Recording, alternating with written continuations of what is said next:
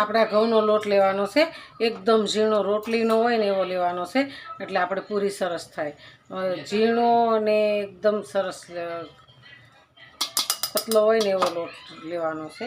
પોચી થશે, તમારી બધી પૂરી ફૂલશે અને એકદમ ખાવામાં સોફ્ટ લાગશે. તો આપણે લોટને સાળી લીધો છે. આપણે સ્વાદ પ્રમાણે મીઠું એડ કરવાનું છે. એમાં થોડીક આપણે હિંગ નાખીશું, અડધી ચમચી આપણે ધાણા જીરું નાખીશું, અડધી ચમચી હળદર નાખીશું, અડધી ચમચી આપણે લાલ મરચું નાખીશું, આપણે અડધી ચમચી અજમો નાખીશું. એના અંદર તેલનું મોણ દેવાનું છે. તો આપણે અડધી વાટકી તેલ નાખીશું.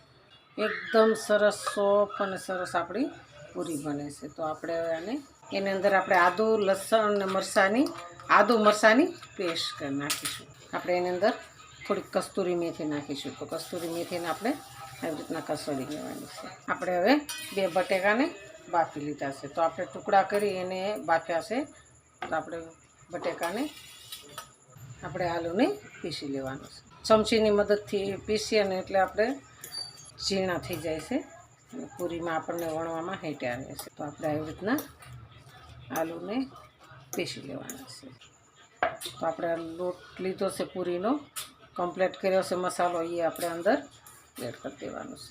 આપણે એના અંદર 2 ચમચી સૂજી નાખવાની છે. સૂજી નાખીએ ને એટલે એનો ટેસ્ટ સારો આવે અને તેલ નથી રહેતું અને પૂરી એકદમ સરસ થાય છે. તો આ 2 ચમચી આપણે બધું મિક્સ કરી દેવાના છે મસાલા. બધા મસાલા મિક્સ કરી દેવાના છે અને બટેકા અંદર નાખ્યા છે બાફેલા, એટલે પાણી જોવે પૂરતું જ નાખવાનું છે. અને આપણે પૂરી અને કડક લોટ બાંધવાનો છે, ઢીલો લોટ નથી બાંધવાનો.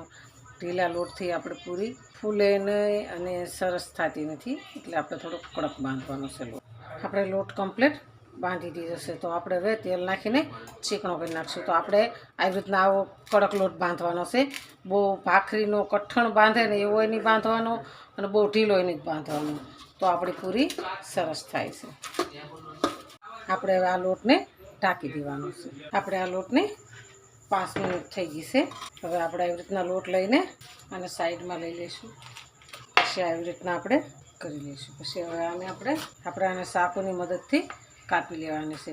તો આપણે બધી એક સરખી પૂરી થાય અને સરસ લુવા થાય છે અને ફટાફટ થઈ જાય. તો આપણે લુવા આવી રીતના કમ્પ્લીટ બધા તૈયાર કરી દઈશું. તેલ ગરમ થાય એટલી વારમાં આપણે લુવા કરીને લુવા આપણે એક બાઉલમાં નાખી દઈશું. એકબીજાને કેસી પકશે નહીં અને એકદમ સરસ થાય લુવા. અને આપણે થોડીક પૂરી જાડી બનાવવાની છે. રોટલી જેવી આપણે બનાવવાની છે.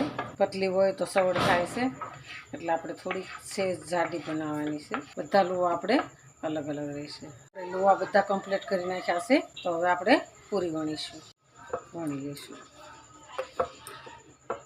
આપણે આવી રીતના બહુ જાડી નહીં ને બહુ પાતળી નહીં ને એવી આપણે પૂરી વણવાની છે. તો આપણા પૂરીને સાઈડમાં રાખી દઈશું. આપણે ફૂલ તેલથી તળવાની છે. હંમેશા આપણે ગેસને ફૂલ જ રાખવાનો છે. તો આપણી બધી પૂરી તળીને એકદમ ફૂલીને સરસ થઈ જાય. આપણી એકદમ મસ્ત આલુ પૂરી બનાવી છે, બનીને એકદમ મસ્ત. તો આપણે આલુ પૂરી ને રસ ખાવા હાલો. જો આ મારો વિડીયો ગમે તો લાઈક, શેર અને સબસ્ક્રાઈબ કરી દેજો. રાધે રાધે.